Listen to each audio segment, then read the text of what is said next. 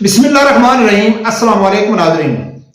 ناظرین، اس وقت جو عمران خان کی ذاتی زندگی عوام کے سامنے کھل کے آ رہی ہے کہ کس طرح اس نے اپنی ذاتی زندگی گزاری، خاص کر جو خاور مانیکا کا جو ملازم ہے، نوکر ہے، اس نے جو کل عدالت کے سامنے روبرو بیان دیا لطیف نے، تو وہ تو یقیناً اتنا غلط ہے کہ وہ ہم یہاں شیئر بھی نہیں کر سکتے، لیکن تقریباً سوشل میڈیا کے اوپر عام ہے، سب لوگوں نے دیکھا ہے۔ اس سے پہلے جتنے عمران خان کے اوپر الزام لگ رہے ہیں، کتاب لکھی جا چکی ہے، تو سب سے زیادہ پاکستانی عوام کو جس چیز کا انتظار تھا وہ تھا طارق جمیل کا، کہ مولانا طارق جمیل اس بارے کب اپنی زبان کھولتے ہیں کہ نہیں کھولتے ہیں تو کیا بولتے ہیں۔ ہر آدمی سوشل میڈیا کے اوپر، خاص کر ٹویٹر کے اوپر، جو مولانا طارق جمیل کے مخالف ہیں، چاہے وہ مسلک لیول پہ ہیں، چاہے وہ سیاسی طور پہ مخالف ہیں، تو وہ ہر بار یہی کہتے ہیں کہ کہاں گیا مولانا طارق جمیل۔ اور مولانا طارق جمیل کا نام اس لیے لیا جا رہا ہے کہ یہ رو کر عمران خان کے لیے دعا مانگتا تھا، اور پاکستان کی پاک دامن سب عورتوں میں پہلا نمبر جو تھا وہ پنکی پیرنی کو دیتا تھا۔ ایون کہ مولانا طارق جمیل نے بھی یہ کہا تھا کہ لا الہ کا جو مطلب عمران خان نے سمجھایا ہے وہ کسی عالم دین نے بھی نہیں سمجھایا۔ ان بیانات کو سامنے رکھ کر ہر آدمی مولانا طارق جمیل کی طرف دیکھ رہا تھا کہ بھئی اب آ سامنے اور عمران خان کی صفائی دے، تو مولانا طارق جمیل کا ایک بیان سامنے آ گیا۔ میرا ایک دوست ہے، اس نے مجھے واٹس ایپ کیا یعنی کہ بیان مولانا طارق جمیل کا۔ ایک نجی محفل میں کچھ لوگوں نے طارق جمیل کے اوپر سوال اٹھایا یہی عمران خان کے متعلق، تو طارق جمیل نے کیا جواب دیا یہ بھی میں آپ لوگوں کے سامنے رکھتا ہوں۔ پھر جو مولانا طارق جمیل کے ماننے والے ہیں اور جو عمران خان کے ماننے والے ہیں، ان میں کوئی بھی فرق نہیں ہے، دونوں ذہنی غلام ہیں، شخصیت پرست ہیں۔ سب سے پہلے اس کے اوپر بات کرتے ہیں، پھر آگے دوسرے مولانا کے جو بہت قریبی علماء کرام ہیں وہ کیا کہتے ہیں اس عمران خان اور مولانا طارق جمیل کو متعلق، وہ بھی آپ لوگوں کے سامنے۔ ناظرین، ایک دوست نے مجھے بھیجا ہے، وہ کہتا ہے کہ مولانا طارق جمیل نے کہا ہے کہ ہم ریاست مدینہ کے لیے ہی عمران خان کے ساتھ کھڑے تھے۔ وہ کہتا ہے کہ گزشتہ دنوں کراچی کے بزنس کمیونٹی کے چند افراد مولانا طارق جمیل سے ان کے بیٹی کی تعزیت کرنے کے لیے فیصل آباد آئے، یعنی کہ کراچی کے کوئی بڑے بڑے بزنس مین، آپ کو معلوم ہے طارق جمیل کے سب دوست ہیں، تو وہ اس کے بیٹی کی تعزیت کے لیے فیصل آباد اس کے پاس آئے۔ جیسا کہ آپ کو پتا ہے کہ آج کل کوئی بھی غمی ہو یا خوشی ہو، تھوڑا حال حوال پوچھنے کے بعد، تعزیت کرنے کے بعد ملکی حالات پر بات چیت ضرور ہوتی ہے، اور خاص کر سیاسی تجزیے ضرور ہوتے ہیں۔ تعزیت کے بعد ملکی حالات پر بات چیت کرتے ہوئے ملنے آئے ہوئے لوگوں میں سے ایک بندے نے مولانا سے کہا کہ کیا بنا پھر مولانا صاحب آپ کی ریاست مدینہ کا؟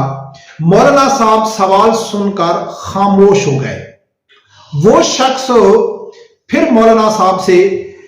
کمیز میں موریاں، اربوں کی چوریاں، یہاں پر تو پورا کا پورا خاندان ہی کرپشن میں لتھڑا ہوا ہے، خان صاحب سے لے کر بشرا بیگم تک اور فرا گوگی تک، دوسروں کو چور ڈاکو کہنے والے سب بڑے چور اور کرپٹ انسان نکلے، اور ہمیں ریاست مدینہ کا نام سناتا رہا۔ اور اب یعنی کہ اور آپ بھی ساتھ کہتے تھے کہ ریاست مدینہ کا نام تو لیتا ہے، ریاست مدینہ بنانے کا دعویٰ تو کرتا ہے۔ مولانا طارق جمیل کو عمران خان کے دور حکومت میں بھی کئی بار یہ سوال کیا گیا کہ جی آپ تو عمران خان ریاست مدینہ کا نام لیتا تھا، تو کیا اس نے ریاست مدینہ بنائی؟ اس ٹائم عمران خان کی حکومت موجود تھی، تو طارق جمیل اس کا کیا دفاع کرتے تھے؟ اس کے اوپر بھی میں ویڈیو بنائی ہے کہ یار نام عمران خان نے لیا ہے، بنانا تو قوم نے ہے، عوام نے بنانا ہے، عوام نے چوری چھوڑی ہے وغیرہ یہ کرنا، یعنی عمران خان کا یا حکمران کا صرف کام ہے نام لینا،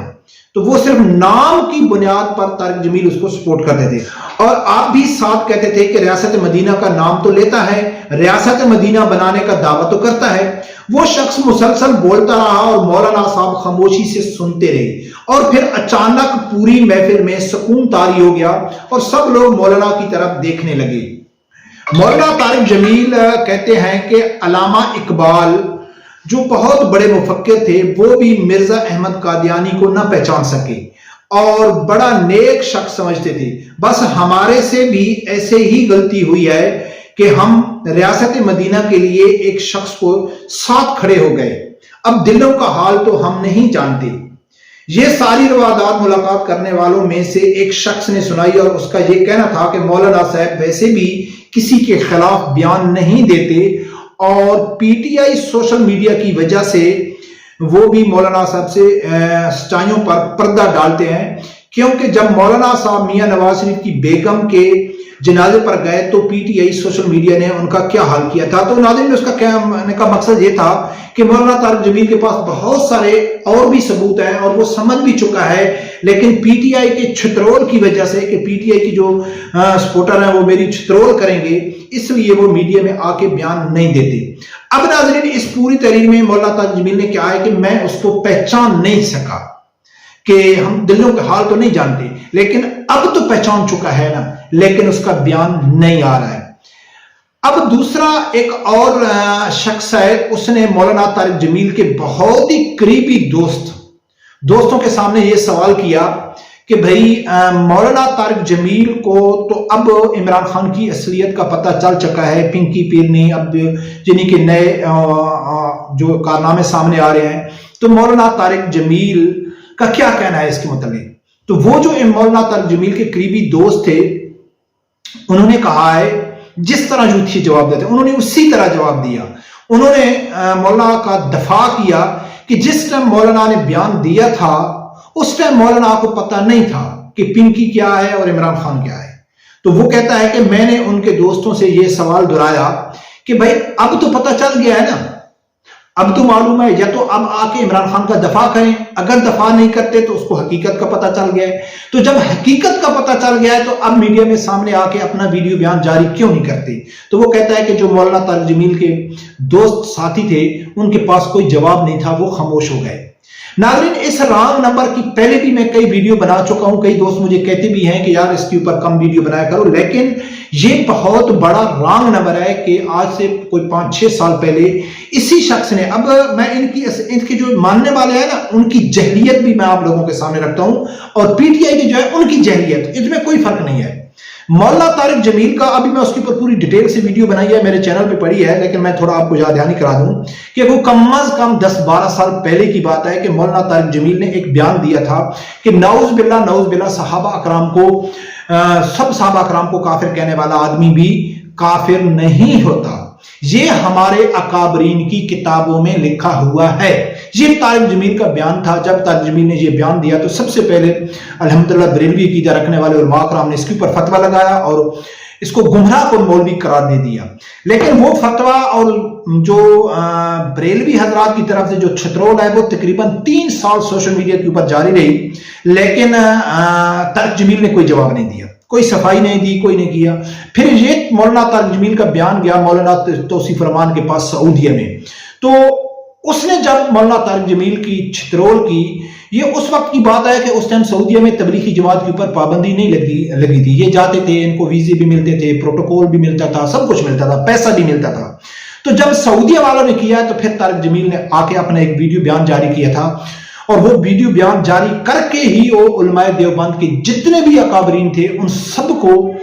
ایک یعنی کہ کم علم کہیں یا نالائق کہیں، بلکہ جو غلطی طارق جمیل نے کی تھی وہ پوری غلطی اس نے اپنے اکابرین کے اوپر ڈال دی۔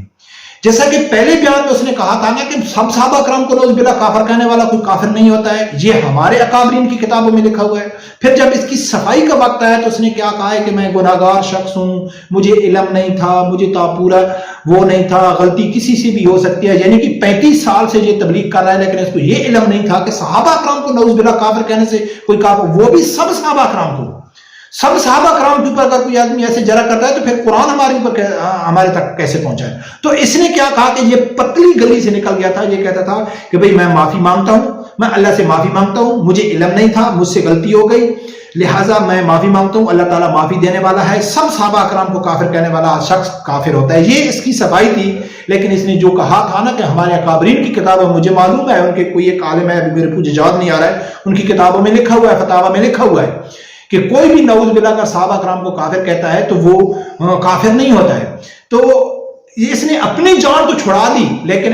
اپنے اکابرین کو بری طرح پھنسا دیا۔ تو ناظرین یہ ہے ایک بہت بڑا فتنہ، جس طرح عمران خان کا فتنہ اس طرح مولانا طارق جمیل کا بھی فتنہ ہے، اور یہ اب سامنے نہیں آتا ہے ڈر کی وجہ سے، حق نہیں بول سکتا ہے ڈر کی وجہ سے، جس طرح سعودی علماء حق نہیں بول سکتے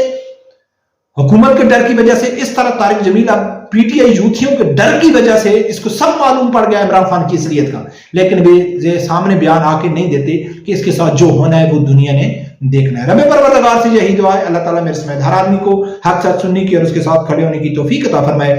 اللہ